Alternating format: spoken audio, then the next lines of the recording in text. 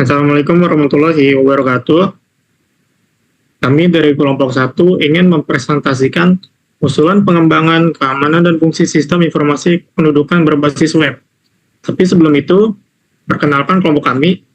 Perkenalkan, nama saya Lukman Nur Hakim dengan NIM 19240607. Nama saya Rian. Nama saya Muhammad Haris Zakwan. Nama saya Muhammad Firdaus Saputra. Oke, lanjut ke latar belakang.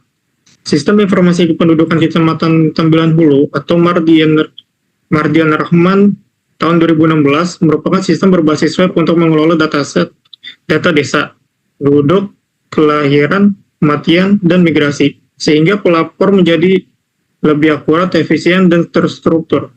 Namun, sistem ini perlu ditingkatkan, terutama pada keamanan basis data karena menyimpan informasi sensitif.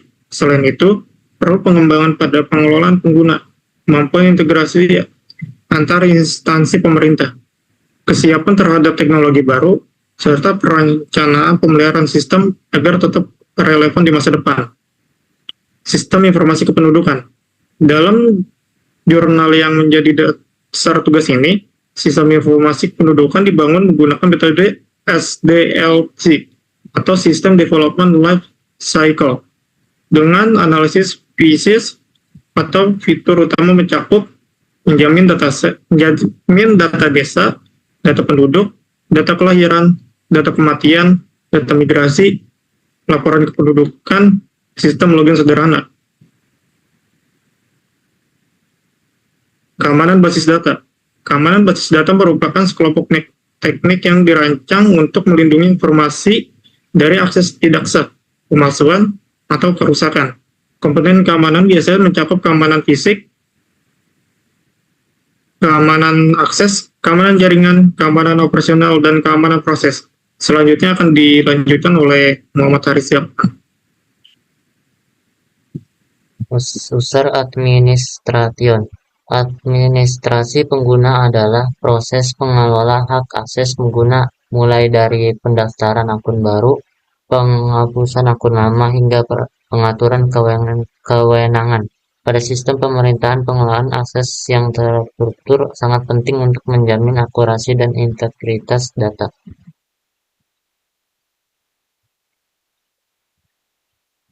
Usulan pengembangan sistem. Usulan pengembangan.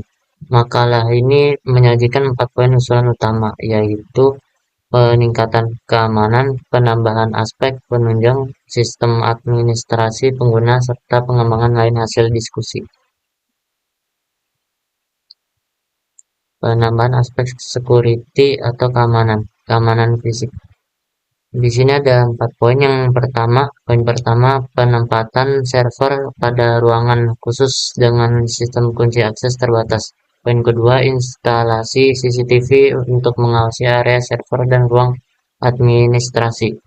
Poin ketiga, penyimpanan perangkat backup atau external drive (NAS) di tempat berbeda untuk mitigasi risiko kehilangan data. Poin keempat, penggunaan UPS atau Uninterruptible Power Supply untuk mencegah kerusakan akibat pemadaman listrik.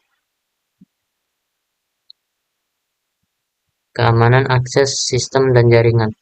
Di sini ada 6 poin-poin. Yang pertama, penggunaan enkripsi HTTPS atau SSL untuk keamanan transmisi data. Poin kedua, password polisi dengan kombinasi karakter dan masa berlaku tertentu. Poin ketiga, implementasi firewall dan IDS atau IPS untuk mencegah serangan siber. Poin keempat, enkripsi database untuk melindungi data penduduk. Poin kelima, pembatasan role-based access agar setiap user hanya dapat mengakses fitur sesuai tugasnya. Poin keenam, penambahan fitur two-factor authentication atau dua-faktor 2FA bagi admin dan camat. Selanjutnya dibaca oleh Firdaus.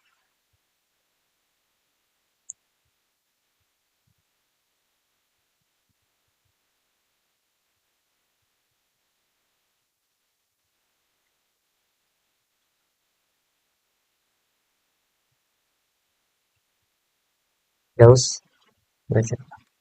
Mas baca, Us. Kemudian keamanan operasional. 1. Backup data otomatis harian, mingguan, dan bulanan. 2. Penggunaan server modern berbasis Linux untuk stabilitas dan keamanan lebih tinggi. 3. Audit sistem secara berkala oleh tim IT, kecamatan, atau dinas Kominfo. 4. Patch dan update aplikasi web, PHP MySQL, dan modul server secara terjadwal. Penjadwalan maintenance downtime resmi setiap bulan.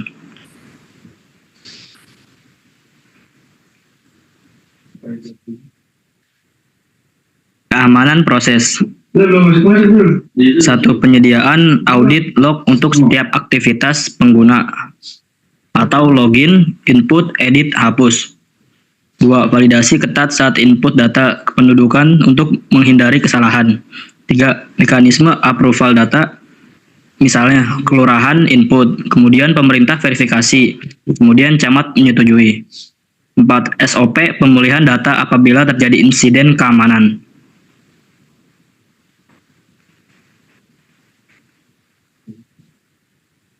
Siapan teknologi masa depan.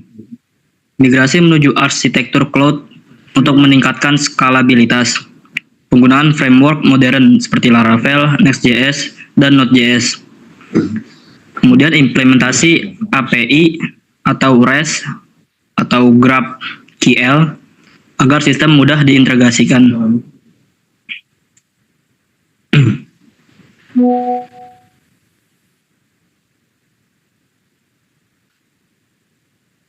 Penambahan aspek penunjang sistem. Integrasi antar sistem pemerintah. Integrasi dengan database Disdukcapil tingkat kabupaten.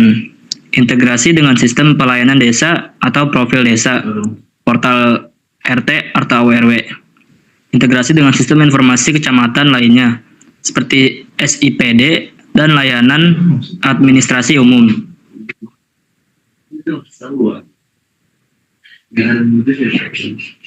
Perencanaan maintenance terjadwal.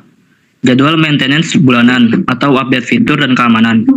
Monitoring server 24/7 jam. Dengan dashboard status. Training berkala bagi operator kecamatan dan desa.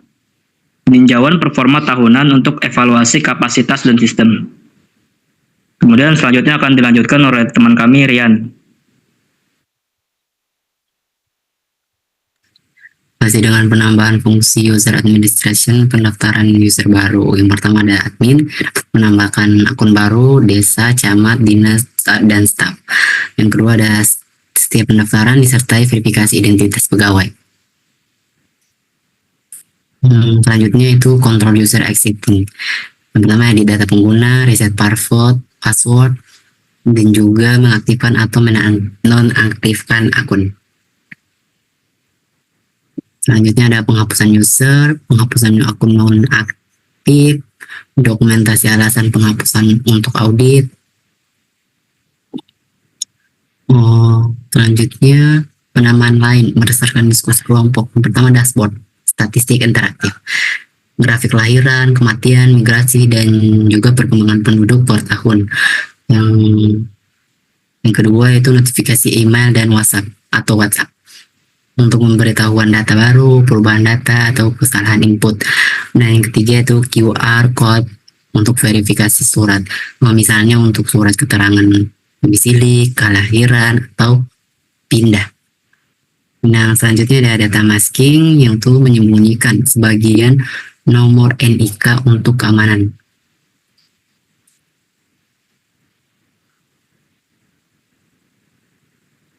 Tolong di bawah dikit.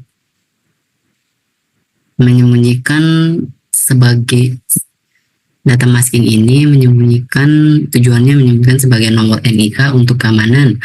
Nah, untuk fitur pencarian cepat Smart Read Search untuk memudahkan pencarian berdasarkan nama, NIK, atau alamat.